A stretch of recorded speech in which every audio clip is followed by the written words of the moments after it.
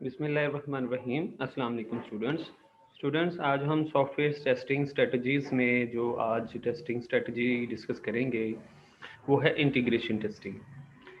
Integration testing को हम define इस तरह से करते हैं कि जो सिस्टमेटिक एक टेक्निक है ये for constructing the software architecture. यानी आप इसको इस तरह से ले लें कि इसमें हम जितने भी इंटरफेसेस डिज़ाइन करते हैं सब की हम इंटीग्रेशन करते हैं, सारे के सारे जितने भी हमारे पास मॉड्यूल्स फॉर्म्स या जितनी भी वो हमने जो डेवलपमेंट की होती है उस तमाम की इंटीग्रेशन को हमने टेस्ट किया जाता है। यानी basically systematic technique for constructing the software architecture at the same time integration is occurring conduct test to uncover errors associated with interfaces. यानी जिसमें जो इंटरफेसेस के साथ अगर कुछ एरर्स हैं तो वो अनकवर हो जाते हैं। ओवरऑल सारी की सारी टेस्टिंग हम एज ए होल करते हैं। ऑब्जेक्टिव क्या है? Objective is to take unit tested modules. यानी हम एक यूनिट टेस्टेड मॉड्यूल लेते हैं, build a program structure based on the prescribed design. दो अप्रोचेज इसमें इस्तेमाल होती हैं, एक है नॉन इंक्रीमेंटल इंटीग्रेशन टेस्टिंग और एक है इंक्रीमेंटल इंटीग्रेशन टेस्टिंग।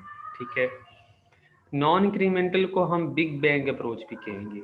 यानी इसमें हम ओवरऑल सारी इकट्ठी कंबाइंड चीज़ें कंपोनेंट्स को हम टेस्ट करते हैं। इसको बिग बैंग अप्रोच भी आप कह सकते हैं, जो कि एक रिस्की वर्क होता है। इसके में रिजल्ट्स हमें अच्छे नहीं मिलते। ठीक है। इंटायर प्रोग्राम हम एज ए होल टेस्ट करते हैं, क्योस रिजल्ट्स मिलते हैं, many seemingly unrelated errors are encountered.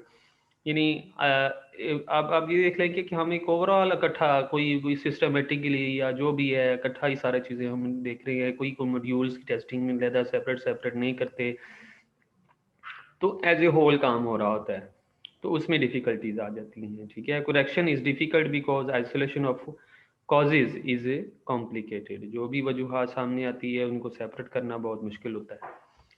तो इस तरह से ये जो है non increment integration big bag approach है, और उसमें हम एज ए होल सारा सो प्रोग्राम चेक करते हैं। इंक्रीमेंटल में तीन इसकी काइंड्स हैं, एक है top down integration, bottom up integration और एक है सैंडविच इंटीग्रेशन। यानी this the program is constructed and tested in small increments. इसमें आप समझ लें कि जो एक जिस तरह से हमने लास्ट लेक्चर में डिस्कस किया कि हम ड्राइवर्स और स्टब्स क्रिएट करते हैं, प्रोग्राम बनाते हैं, बाद में उसको हम रिप्लेस कर देते हैं, तो वो कंस्ट्रक्ट किया जाता है और उसकी तरह फिर हम एक छोटे छोटे इंक्रीमेंट के साथ उसको टेस्ट किया जाता है। Errors are easier to isolate. यानी इसमें जब आप एक स्टेप बाय स्टेप टेस्टिंग करेंगे तो उसमें फिर एरर्स का इजीली पता चल जाता है, इंटरफेस का पता चल जाता है कौन सा एरर्स इसके अंदर मौजूद है, तो वो एक इंक्रीमेंटली हम उसको टेस्ट करते करते जाते हैं। Interfaces are more likely to be tested completely. A systematic test approach is applied. Top down में हमने क्या करना है कि मॉड्यूल्स को, जो सबसे पहले मेन मॉड्यूल होता है ना, उससे हम काम शुरू करते हैं। स्टार्ट पे मेन प्रोग्राम से शुरू होते हैं। ठीक है। मेन मॉड्यूल जो मेन जहाँ से स्टार्ट होता है एक पूरे सॉफ्टवेयर की फंक्शनैलिटी का, मूविंग का, डाटे का स्टार्ट जहाँ से मेन मॉड्यूल जो होता है वहाँ से हम इसको स्टार्ट करते हैं, यानी कि इसको टॉप से स्टार्ट करते हैं। सब ऑर्डिनेट मॉड्यूल्स होते हैं आर इनकॉर्पोरेटेड इन इधर, एक तो डेप्थ फर्स्ट। ठीक है। डेप्थ फर्स्ट और ब्रेड फर्स्ट, फैशन में हम जो बाकी मॉड्यूल्स को इनकॉर्पोरेट करते हैं। डेप्थ फर्स्ट में हम बेसिकली तमाम जो मॉड्यूल्स होते हैं उनके मेजर कंट्रोल पास होते हैं उनको इंटीग्रेट करते हैं, और ब्रेड फर्स्ट में जो मॉड्यूल्स जो होते हैं डायरेक्टली जो सब ऑर्डिनेट होते हैं उनको देखा जाता है। At each level are integrated, यानी हर लेवल पे जो भी उसके मॉड्यूल के सब ऑर्डिनेट होते हैं उनको इंटीग्रेट किया जाता है हर लेवल पर। ये एडवांटेजेस इसके ये हैं कि ये एक तो हमें मेजर कंट्रोल और डिसीजन पॉइंट्स के हवाले से वेरिफिकेशन होती है। डिसएडवांटेज हमारे पास ये है कि हमें स्टब बनाने पड़ते हैं, यानी सब stubs need to be created to substitute for modules. यानी हम उन स्टब्स को बनाते हैं और फिर उस मॉड्यूल के साथ हमें सब्स्टिट्यूट करना पड़ता है, ये डिसएडवांटेज है। they have not been built or tested yet, this code is later discarded। ठीक है, तो इस तरह से हम जो है इस टेक्निक को, जो अप्रोचेज हैं टॉप डाउन, हम यूज़ करते हैं। बॉटम अप में हम एक इंटीग्रेशन स्टार्ट करते हैं with the most atomic module, यानी कि जिसमें सबसे मेन आप एक तो हो गया मॉड्यूल, एक ऐसा मॉड्यूल जो उसके बाद फर्दर ज़्यादा इस्तेमाल होता है, ज़्यादा उसका इस्तेमाल होता है, वो इन बिटवीन भी हो सकता है, डाउन बॉटम में भी हो सकता है, तो उस वहाँ से स्टार्ट होता है काम। और ये एक लो लेवल डाटा प्रोसेसिंग से, आप ये समझ लें कि डाटा प्रोसेसिंग जहाँ पे होती है वहाँ से ये स्टार्ट होता है, और इसमें भी स्टब्स की एलिमिनेशन होती है।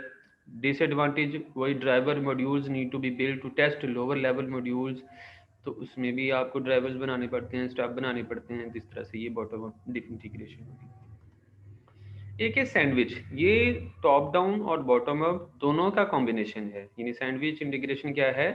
It is the combination of top down and bottom up integration, यानी हाईएस्ट लेवल और लोवेस्ट लेवल मॉड्यूल्स को के हवाले से यानी ये अक्कर होता है। ठीक है, इसमें हम प्रोसीड करते हैं फंक्शनल ग्रुप्स को ऑफ मॉड्यूल्स को, with each group completed before the next, यानी उसमें जितने भी मॉड्यूल्स हैं उसको सबसे पहले टेस्ट किया जाता है और फिर फर्दर आगे प्रोसीड किया जाता है। High and low level modules are grouped based on control and data processing, यानी जिसमें हाई लेवल और लो लेवल जो मॉड्यूल्स होते हैं, जिसमें कंट्रोल और जो डाटा की प्रोसेसिंग हो रही होती है, उनके फीचर्स को हम देखते हैं, and they provide for the specific programme feature. Integration with in the group progresses in alternating steps between high and low level modules of the group. When integration for a certain functional group is complete, integration and testing moves from the next। यानी simple बात है कि इसमें bottom up बहुत में जहाँ जहाँ हमने जो भी फंक्शनल ग्रुप्स होते हैं उनको टेस्ट करते जाएंगे और फर्दर आगे नेक्स्ट ग्रुप को मूव करते चले जाएंगे।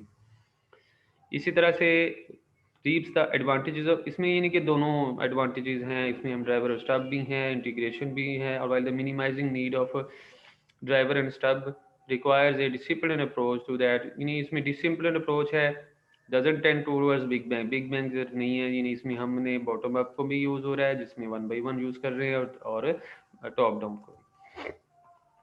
नेक्स्ट हमारे पास आती हैं regression testing.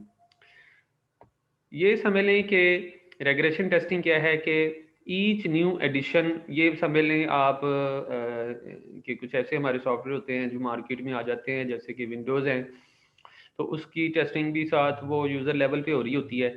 Each new addition और change to baseline software may cause problem with function that previously worked flawlessly, यानी कुछ ऐसे सॉफ्टवेयर जिसमें प्रीवियसली वो तो प्रॉपरली एक फ्लॉलेसली काम कर रहा है, लेकिन उसमें जो एडिशन आप करते हो, नई चेंज करते हो, उसमें कोई ना कोई प्रॉब्लम्स आ जाती हैं।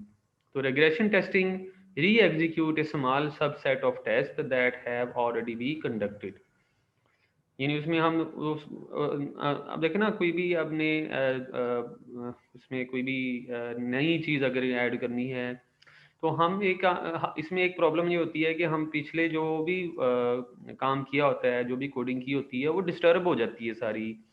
बेसिकली तो प्रीवियसली कोड वर्क बहुत अच्छा कर रहा होता है, लेकिन जब हम उसमें एडिशन भी करते हैं, कुछ चेंज कर लेते हैं बेस लाइन सॉफ्टवेयर के अंदर, मेन सॉफ्टवेयर के अंदर, तो वो हमारे लिए एक प्रॉब्लम होती है। उसमें फिर टेस्टिंग ये जो है के हवाले से फिर बग्स आने शुरू हो जाते हैं। ठीक है जी, इस तरह से regression test suite contains 3 different classes of test. इसमें हम बहुत सारे टेस्ट केसेस होते हैं, टेस्ट केसेस को डिज़ाइन करना पड़ता है, और पूरे सॉफ्टवेयर को हम 1 by 1 उसके फंक्शंस हैं, उसमें कंट्रोल स्ट्रक्चर्स हैं, उसमें वो सारी चीज़ें हम टेस्ट करते हैं। नेक्स्ट हमारे पास है smoke testing. Smoke testing is a software testing process that determines whether the deployed software build is stable और नॉट। ये समझ लें कि आपने सॉफ्टवेयर डिप्लॉय कर दिया, बिल्ड कर दिया, अब वो चेक देखना है कि वो स्टेबल है या नहीं है। स्मोक हम इस हिसाब से कह देते हैं कि इसमें हमारे पास पूरा ओवरऑल सिस्टम आ जाता है, हार्डवेयर भी आ जाता है, सॉफ्टवेयर भी आ जाता है। कहीं से कोई प्रॉब्लम आती है तो समझ लेंगे वो एक स्मोक के हवाले से उसको कंसिडर किया जाता है कि इसमें से हमें बग्स आने की वो जो एक निशानदही होती है वो पता चल जाती है कि स्टेबल है कि नहीं है सॉफ्टवेयर। स्मोक टेस्टिंग से कंफर्मेशन हो जाती है for quality assurance team to proceed with further software testing. इसमें consist of minimal set of tests. इसमें टेस्ट मिनिमल होते हैं जो कि हम रन करते हैं और फिर सॉफ्टवेयर की फंक्शनैलिटी को यानी टेस्ट द सॉफ्टवेयर फंक्शनैलिटी। ठीक है, स्मोक टेस्टिंग को हम बिल्ड वेरिफिकेशन टेस्टिंग और कॉन्फिडेंस टेस्टिंग भी कहेंगे। ठीक है, इसमें आप ये भी कह सकते हैं कि इसको वर्ल्ड ऑफ हार्डवेयर के तौर पे भी लिया जाता है कि power is applied and the technician checks for spark, smoke और other dramatic science of fundamental failure. इस मैंने में भी स्मोक टेस्टिंग की जाती है। Designed as a pacing mechanism for time critical projects, यानी जो कुछ ऐसे प्रोजेक्ट्स होते हैं जो टाइम क्रिटिकल होते हैं उसके लिए हमें पे सॉफ्टवेयर स्मोक टेस्टिंग डिज़ाइन की जाती है। allows the software team to assess its projects on a frequent basis। Okay, कहीं कुछ स्मोक के हवाले से बग या जो भी टेस्टिंग जो हम करेंगे वो प्रॉब्लम ना हो। इंक्लूड द फॉलोइंग एक्टिविटी, क्या है कि software is compiled and linked into a build. Series of bread test इसमें किए जाते हैं। ठीक है, और प्रॉपरली फंक्शंस की को चेक किया जाता है। Goal is to uncover show stopper errors, यानी उसमें एरर्स निकलते हैं तो उसको स्टॉप किया जाता है। ठीक है, build is integrated with other builds and the tyre product is smoke tested daily. तो इस तरह से जब कंप्लीट टेस्टिंग कंप्लीट होती है तो डेल टेस्ट जो है वो एग्जीक्यूट किया जाता है। बेनिफिट्स इसके ये हैं कि एक तो इंटीग्रेशन रिस्क जो है वो मिनिमाइज हो जाता है, quality of the end product is improved, error diagnosis and correction जो हैं वो इसमें सिंप्लीफाइड होती हैं, progress is easier to assess. तो ये बेसिकली इसकी कुछ बेनिफिट्स होंगे। जो हम टेस्ट केस डिज़ाइन करते हैं, टेस्ट केस की डिज़ाइनिंग कैसे होती है, तो एक तो ये है कि बग्स जो होते हैं लर्क्स इन कॉर्नर, आपके जो इन्हीं बिल्कुल इसी तरह से जैसे कि घर में बग्स वगैरह होते हैं वो कॉर्नर्स भी होते हैं तो उनको तलाश करना डिफ़िकल्ट होता है। तो बिल्कुल ऐसे सही सॉफ्टवेयर के अंदर भी बग्स इसी तरह से लर्क कर रहे होते हैं साइड कॉर्नर्स पे। पहले तो हमारा ऑब्जेक्टिव होता है कि उन एरर्स को हमने अनकवर करना है। फिर क्राइटेरिया क्या है, उसको मुकम्मल तौर पे हमने उस एरर को रिमूव करना है इन ए कंप्लीट मैनर। कंस्ट्रेंट्स क्या है इसके, विद मिनिमम ऑफ एफर्ट, यानी कंस्ट्रेंट हमारा क्या है कि एक तो एफर्ट हमारा कम लगे, टाइम हमारा कम लगे ताकि वो एरर रिमूव हो जाए, ना कि वो हमारे लिए टाइम कंज्यूमिंग बन जाए। नेक्स्ट हमारे पास ब्लैक बॉक्स टेस्टिंग है। ये समझ लें, ये black box testing basically are use to demonstrate that the software functionality या सॉफ्टवेयर के जो फंक्शंस हैं आर ऑपरेशनल, यानी जो सॉफ्टवेयर के जो फंक्शंस हैं, जो भी है इनपुट कर रहे हैं आउटपुट मिल रही है, वो हमें फंक्शनल है कि नहीं है। That input is properly accepted and output is correctly produced and the integrity of external information। यानी इसमें आप ये समझ लें कि हम जैसे कि आप बॉक्स नज़र आ रहा है आपको, इसमें सारा बॉक्स आपको कंप्लीट ब्लैक नज़र आ रहा है, यानी इसमें सिर्फ इनपुट और आउटपुट को टेस्ट किया जा रहा है। ये समझे पूरा का पूरा आपका बैबलॉक ये सॉफ्टवेयर है और उसमें कोई इंटरनल टेस्टिंग नहीं हो रही, सिर्फ और सिर्फ हम सॉफ्टवेयर की एक्सटर्नल फंक्शनिंग टेस्ट कर रहे हैं। इसको हम ब्लैक बॉक्स टेस्टिंग कहेंगे। तो black box test examines some fundamental aspects of the system with little regard for the internal logical structure of the software। ठीक है, यानी इसमें हमने सॉफ्टवेयर के ओवरऑल फंक्शनल ऑपरेशनल सिस्टम को टेस्ट करना है। नेक्स्ट हमारे पास वाइट बॉक्स टेस्टिंग है।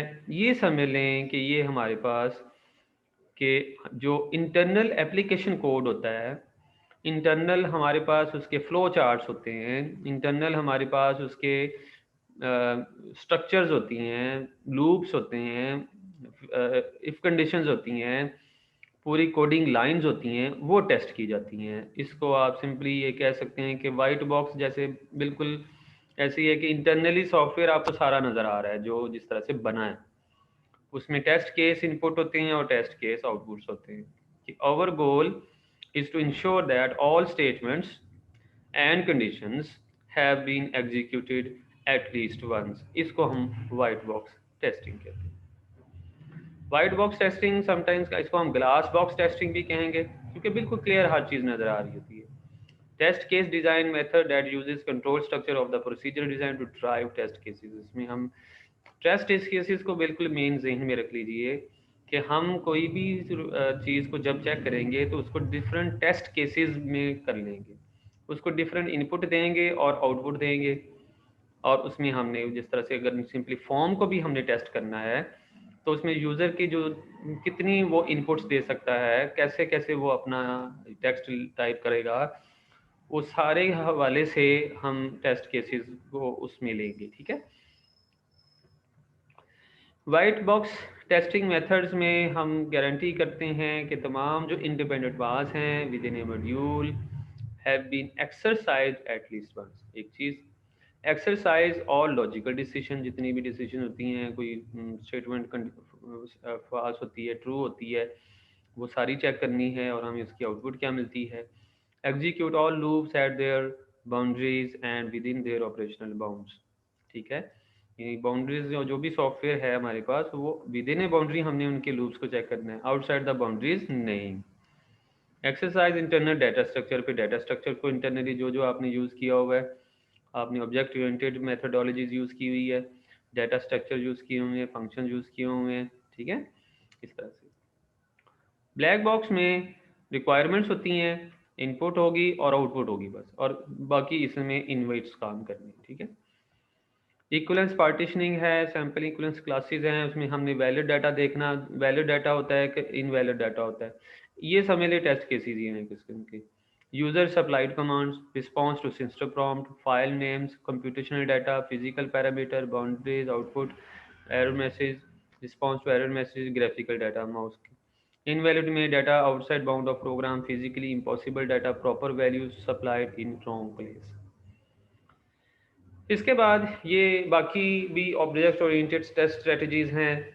ये सेम इसी तरह से जिस तरह से हमने बाकी प्रीवियस जितनी भी टेस्टिंग स्ट्रेटजी सभी इस तरह से ही हैं कि हमने अब जो ऑब्जेक्ट ओरिएंटेड सॉफ्टवेयर क्योंकि हम बना रहे हैं उसके लिए भी वही ड्राइवर्स और सब इस्तेमाल किए जाते हैं, वही टॉप डाउन और बॉटम अप इंटीग्रेशन यूज़ की जाएगी।